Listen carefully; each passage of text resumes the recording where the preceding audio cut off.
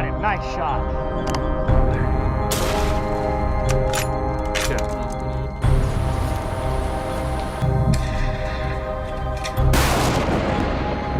Oh my God.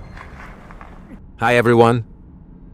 With over $800,000 in damages and entire flocks of chickens wiped out in just a few days, farmers are being pushed to the brink by this destruction. How are hunters and trappers fighting back in 2025? Is this a turning point, or have the wolves already won? Drop a comment with the number 1 to follow the video and explore different perspectives.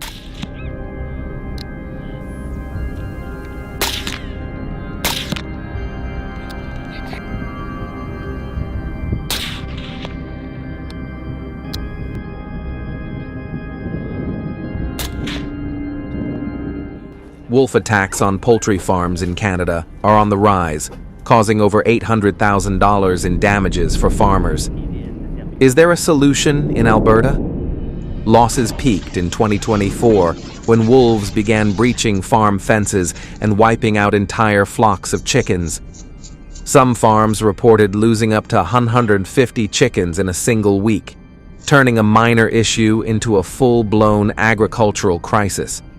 As their natural prey becomes scarcer, wolves are taking bold steps toward human settlements, attacking livestock and contributing to a 20% to 50% annual increase in environmental disruption. This is a serious reminder to check your surroundings for potential threats.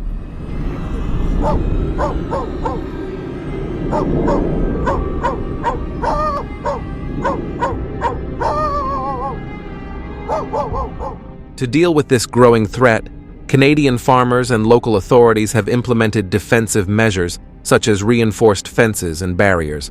However, these solutions are only temporary, as this highly adaptable invasive species continues to find ways to overcome protective efforts.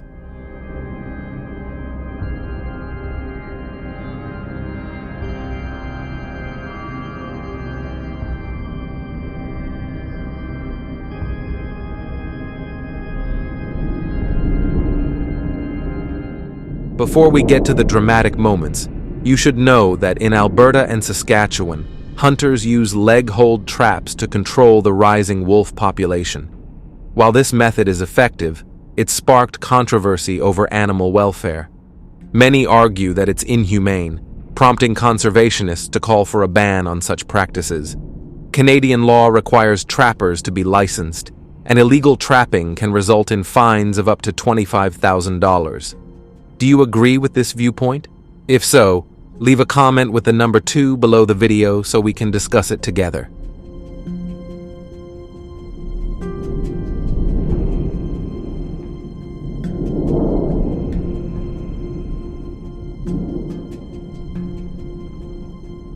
Once all the paperwork is done, it's time to set the traps. Hunters look for wolf tracks near water sources or livestock pens and always place traps downwind to avoid detection. Steel jaw traps, usually size Thumber 3 or Thumber 4, are wax-dipped and buried just beneath the surface, secured with deep steel stakes. A mix of rotting meat, gland scent, and feathers completes the setup. Safety is a top priority, and hunters must approach from the side, wear gloves, and check the traps every 24 hours, as required by law. Do you trust these traditional traps, or would you prefer non-lethal, safer alternatives that many less experienced people are now using? Let us know what you think.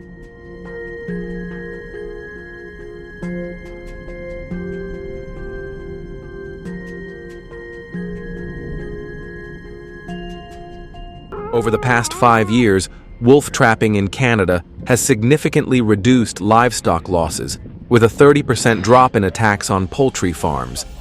The number of licensed traps has risen to over 2,500, most operating in remote areas of Alberta and Saskatchewan, far from residential zones.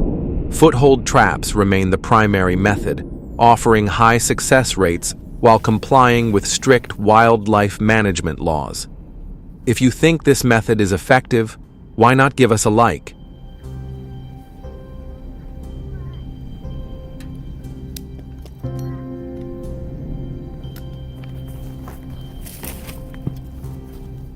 The dry leaves rustle as the hunter crouches low, blending into the muted tones of nature.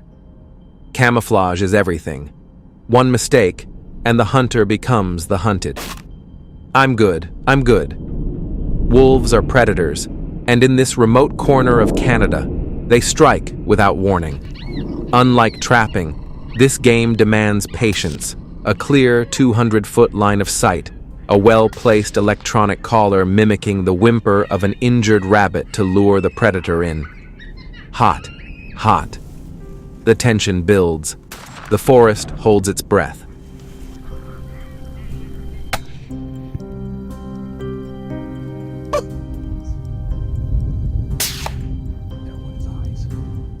An important lesson from wolf hunting is to clearly identify your target before taking the shot.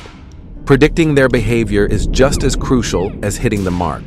It's also essential to respect hunting regulations and safety protocols. For more insights into wolf behavior, tracking techniques, and strategies from experts, check out reports on invasive species and professional hunting forums. Are you ready to step into the wild, challenge your instincts, and master the hunt? Comment 1 if you found this video interesting, and let us know how we can improve future videos. Don't forget to subscribe so you don't miss a thing.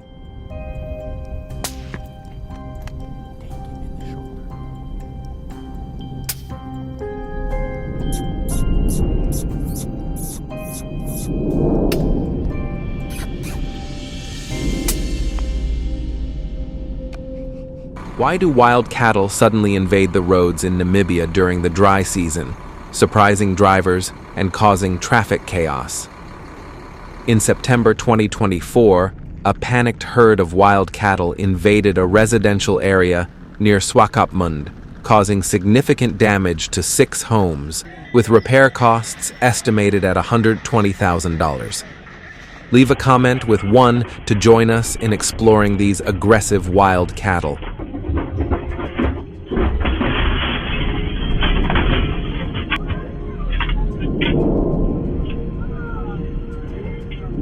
The impact doesn't stop at property damage. There have also been attacks on vehicles and people. In one alarming incident, a wild bull attacked a car, leaving a large dent on the hood at a gas station near Walvis Bay. Another wild bull attack forced a 48-hour closure for repairs, halting operations.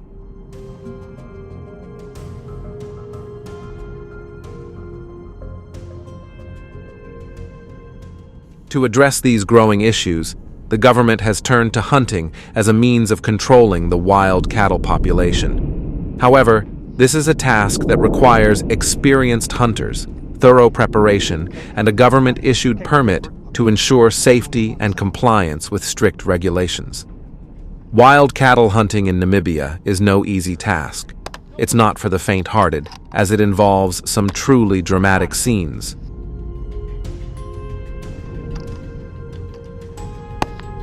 Got him, nice shot.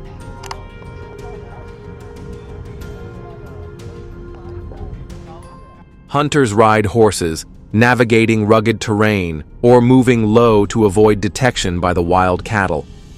Permits for these firearms are issued by the Ministry of Environment and Tourism of Namibia, but only after hunters have completed intensive training and demonstrated skills in archery and firearms use in rough terrain.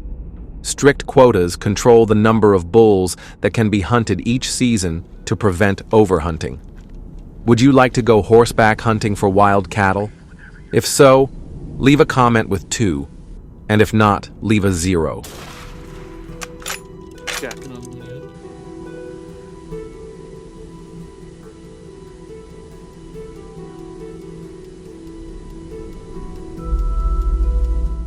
In October 2023, a group of hunters was fined $70,000 after being caught using firearms to hunt wild cattle for other purposes, a serious offense that led to the confiscation of all their equipment and the revocation of their hunting licenses.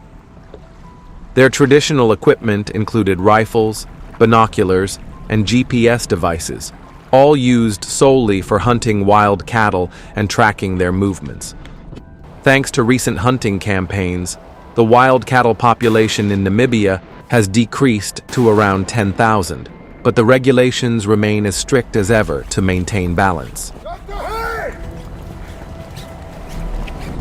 can't believe you spotted him from that far away. Oh my God.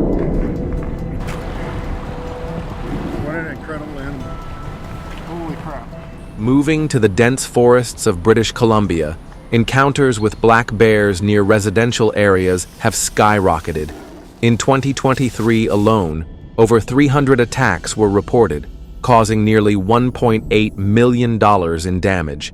In one chilling incident, a group of campers endured hours of terror as a massive black bear stalked them outside their tent.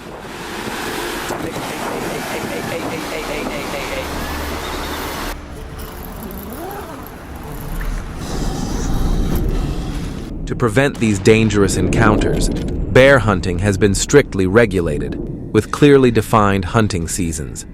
The black bear population now stands at 90,000, and the authorities aim to reduce this number by half to restore ecological balance. Hunting black bears in British Columbia requires hunters to be at least 18 years old and possess high-level skills in tracking bear behavior.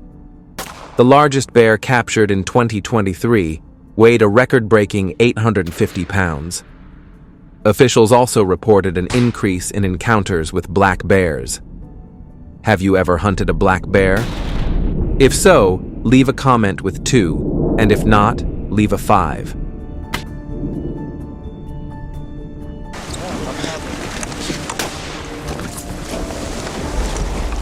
In Montana, along with the challenges posed by deer, they roam the roads causing dangerous accidents.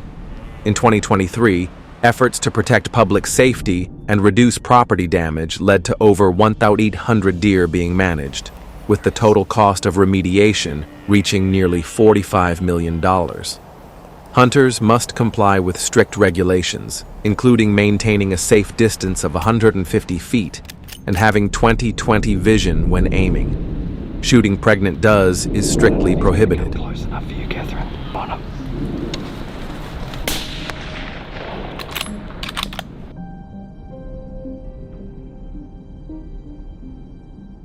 An unusually warm, rainy season has driven an increase in the deer population, complicating management efforts. Take a moment, and that's the end of the wild cattle, bear, and deer hunting journey. If you enjoyed this adventure, hit the like button and subscribe for more.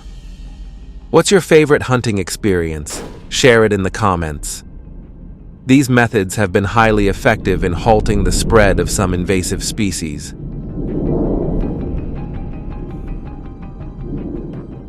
Do you have any better ideas to address this issue? Leave your thoughts in the comments so we can discuss. Thank you for watching this video all the way through. If you enjoyed it, don't forget to like, share, and subscribe to the channel so you never miss any videos. And make sure to tell your friends about us so they can watch this video too. See you in the next one.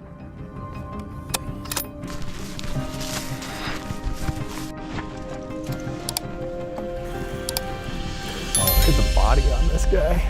He's a beautiful buck. Hello everyone. Indonesia boasts an incredible array of wildlife, but none quite as awe-inspiring as the mighty Komodo dragon. Renowned for their massive size and unmatched hunting prowess, these remarkable creatures continue to intrigue both scientists and thrill seekers from around the globe.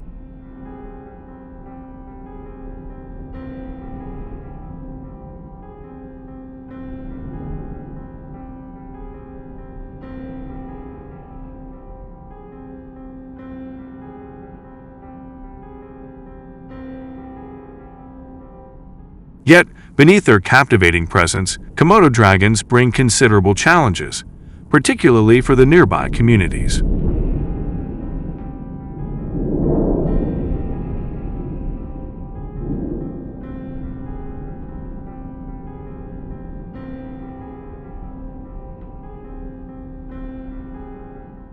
This essay explores the traits of this remarkable reptile, the financial havoc they wreak, and the strategies used to manage their impact. Drop a comment with the number 1 if you're excited to dive in.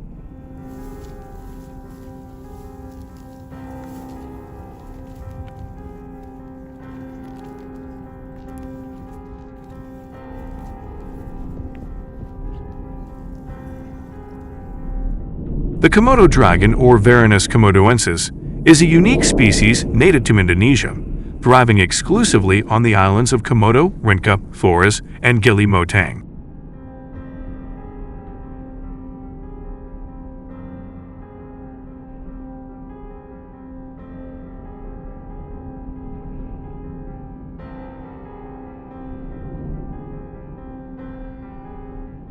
Boasting a population of approximately 6,000, these giants are the largest lizards on Earth, stretching up to 10 feet, 3 meters, long and weighing more than 150 pounds, 70 kilograms. Armed with razor-sharp claws, serrated teeth, and a venomous bite, they are formidable predators capable of delivering devastating attacks.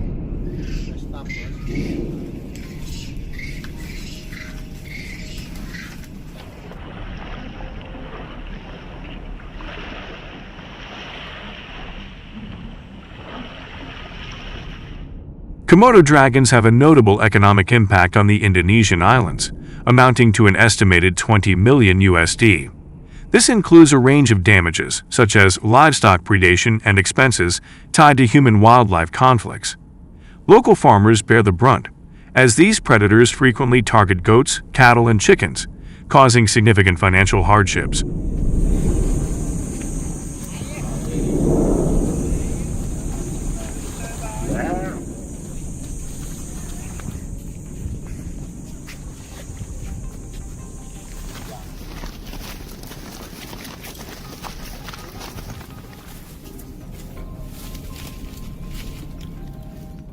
To tackle these challenges, hunters have adopted various strategies to manage this aggressive invasive species. In some cases, immediate safety demands more direct actions. Among these, the use of firearms, though often debated, remains a notable approach.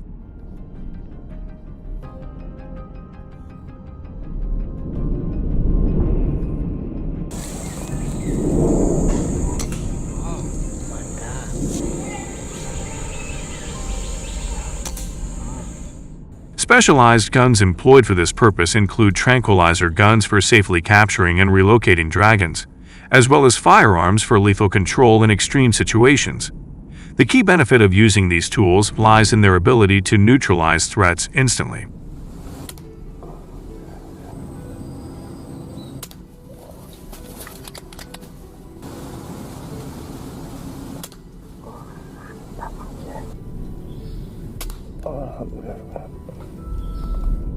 Komodo dragons, armed with potent bites and venomous saliva, present serious risks to humans and livestock. When a dragon attacks or threatens, swift action becomes essential. Firearms offer an immediate solution, allowing the threat to be neutralized before it escalates further.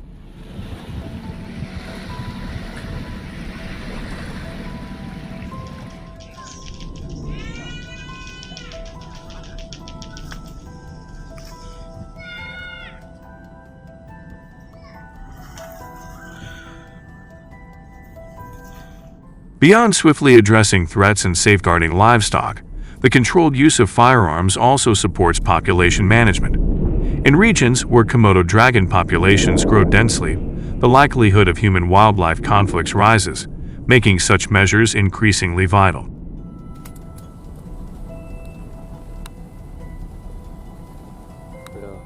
Mantap.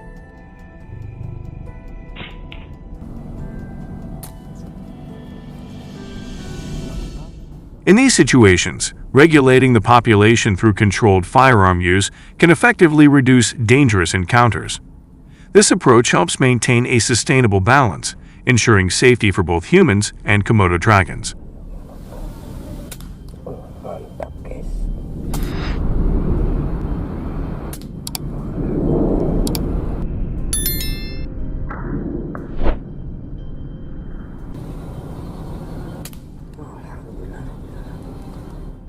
While firearms offer a practical solution in emergencies, their use raises notable ethical concerns and limitations. To develop a more comprehensive management strategy, alternative methods such as habitat modification, relocation programs, and non-lethal deterrents, like electric fencing or noise devices, could be integrated. These measures, combined with community education and conservation efforts, can help balance safety with ethical wildlife management. What do you think about blending these approaches for a more holistic solution?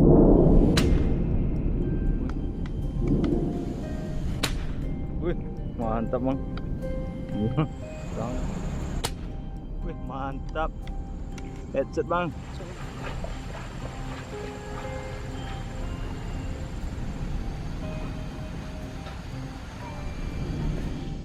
Your opinions and suggestions are crucial in shaping effective and ethical wildlife management practices.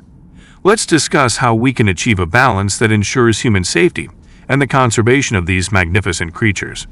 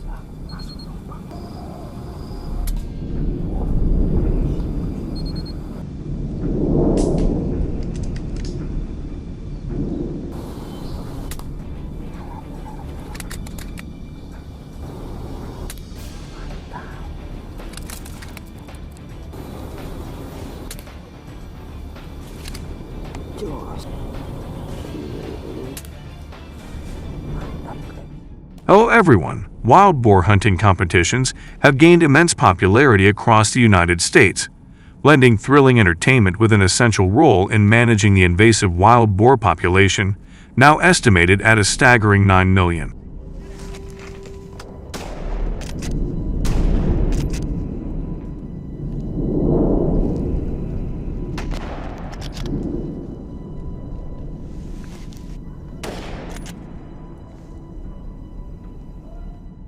Among these events, California hosts the world's largest wild boar competition, renowned for drawing countless participants and hunters from far and wide, solidifying its prestigious status within the hunting community.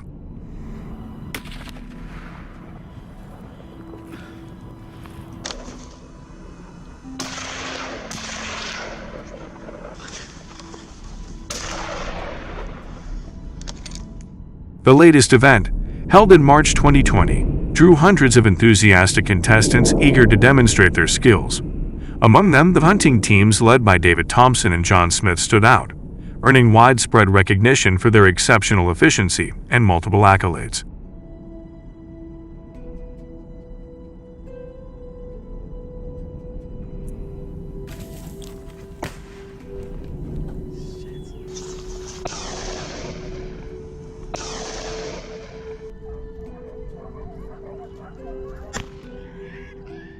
How did they earn the coveted title of Boar King?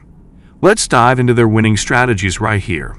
Drop a comment with the number 1 if you're as excited as we are to uncover their secrets.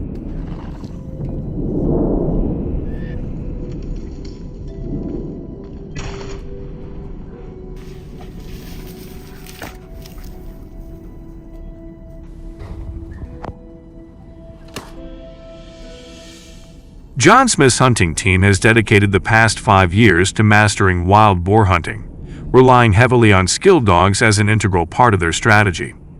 Through a decade of refinement, they've honed their techniques, sharing insights on the critical roles of preparation, teamwork, and safety in achieving success.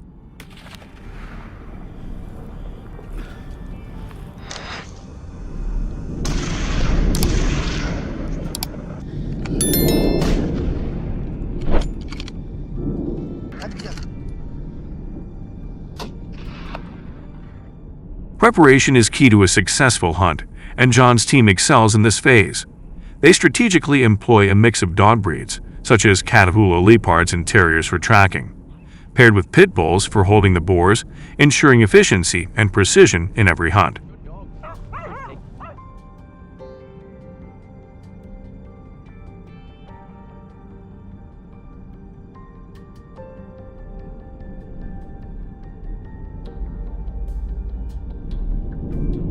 These dogs undergo rigorous training to master tracking wild boar scents, alerting hunters, and safely holding the boars without causing harm.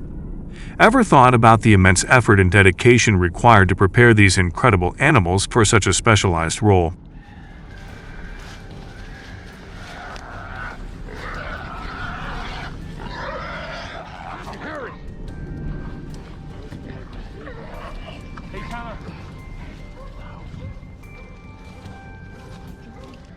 Once preparation is complete, the hunt kicks off with reconnaissance and setup. John carefully scouts the area for signs of wild boar activity, including tracks, take marks, and droppings. When these indicators are found, he releases his sniffer dog fitted with a GPS collar to follow the trail and monitor its progress.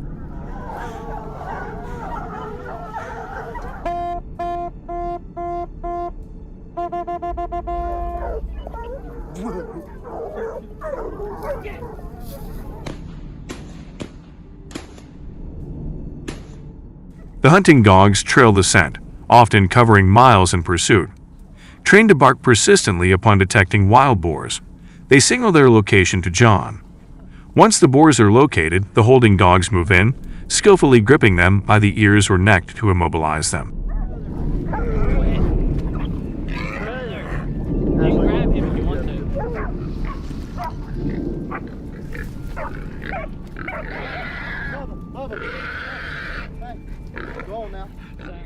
Have you ever felt the adrenaline rush of tracking a wild animal, trusting the sharp instincts of expertly trained dogs? Hunting with dogs offers unique advantages but also presents its own set of challenges.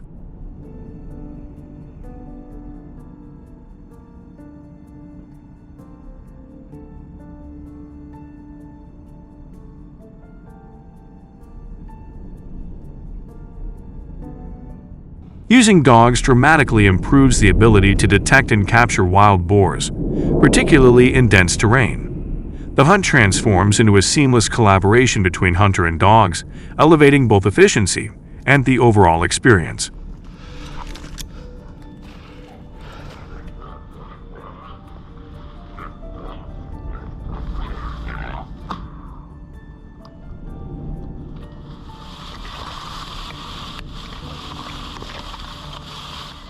Safety remains a top priority, especially when it comes to protecting the dogs. Wild boars are formidable and can easily injure even the most skilled and well-trained dogs, making precautions essential during every hunt.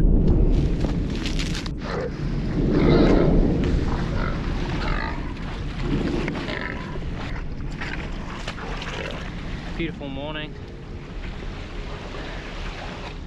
Hunters are required to follow state regulations governing the use of dogs in hunting.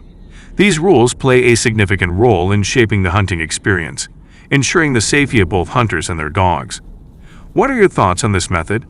If you support it, drop a comment with the number 1.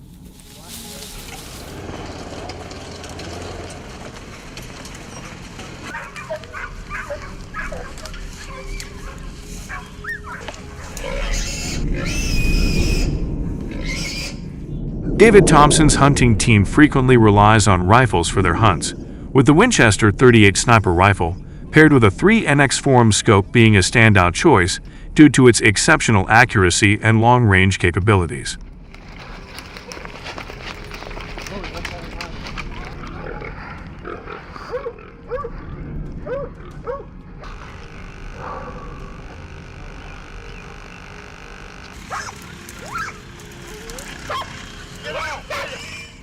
Alongside rifles, the team equips themselves with camouflage clothing, binoculars, rangefinders, hunting knives, and backpacks, stocked with essentials like water, first aid kits, and stacks. This well-rounded gear ensures they're ready to tackle the demands of wild boar hunting with efficiency and safety.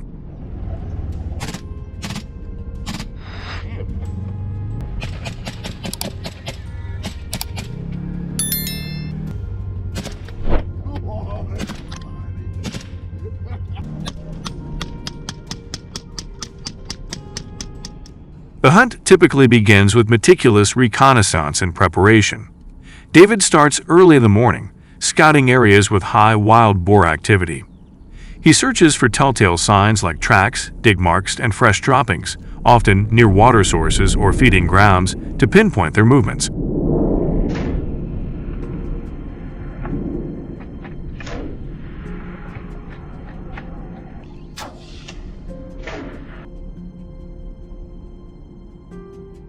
From a vantage point on a hill overlooking a known feeding area, David positions himself to secure a clear view. When the moment comes, he steadies his rifle, taking a few deep breaths to focus and calm his nerves. Fixing his sights on the largest wild boar in the herd, he aims for the heart and lungs to ensure a swift, humane kill. With a precise shot, the boar drops instantly.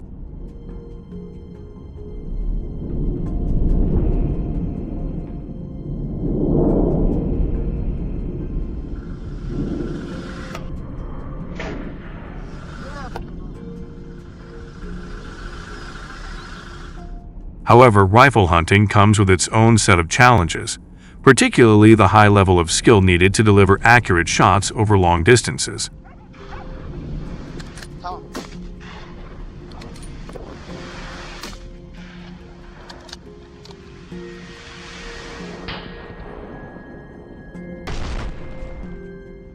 Hunters must dedicate time to practice and master rifle handling while gaining a solid understanding of ballistics. This involves learning how variables like wind, distance, and elevation influence the bullet's trajectory, ensuring precise and effective shots.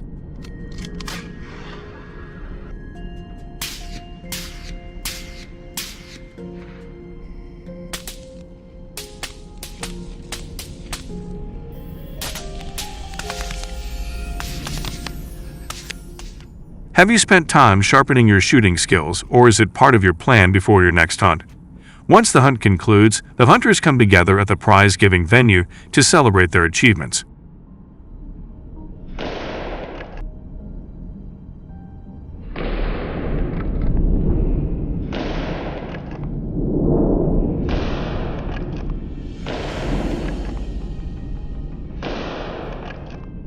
The atmosphere buzzes with excitement as hunting groups take turns assessing the number, size, and weight of their captured wild boars. The competition is intense, with teams competing fiercely for the top position across multiple categories. We say a little piglet? Don't try to pet it.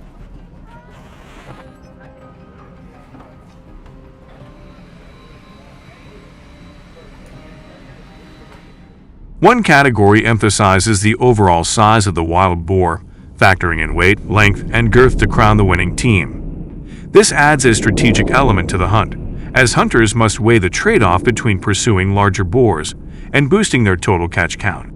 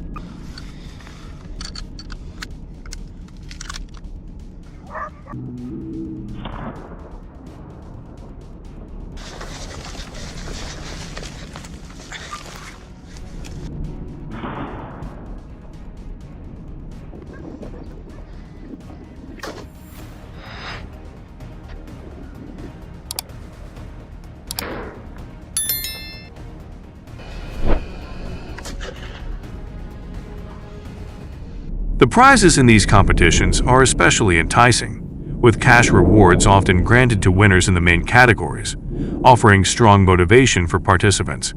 Thank you for watching, and see you in the next video.